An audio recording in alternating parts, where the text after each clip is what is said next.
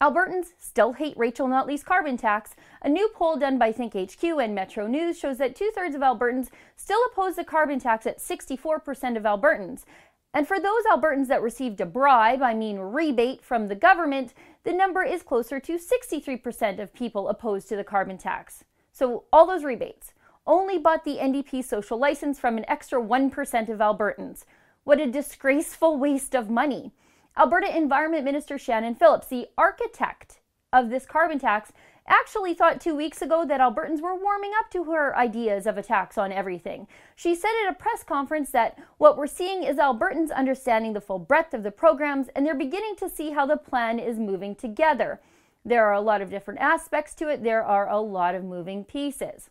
Yes, there are moving pieces, but we don't like them. Of course, Phillips might think that way if she never ventures out of the government bubble in Edmonton. But in Calgary, in the suburbs, and especially rural Alberta, people are railing against the carbon tax. In fact, another poll done by Main Street showed that the numbers of people opposed to the carbon tax were much higher in rural Alberta, up to 70%.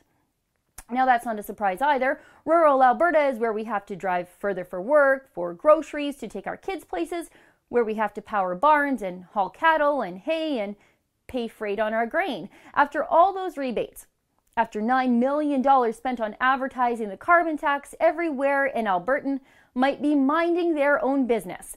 The NDP just can't convince Albertans that a tax on everything we do and buy is a good idea. Who could have seen that one coming? Oh, and another thing that should scare the daylights out of the NDP, that same Main Street poll showed that 40% of Albertans don't believe that humans are causing climate change at all, not even a little bit. So that means the NDP will never, ever have the buy-in of at least 40% of people for their climate leadership plans. At the end of the day, that's probably the big difference between conservatives and socialists.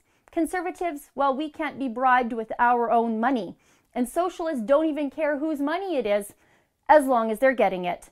For the Rebel.media, I'm Sheila Gunn Reid.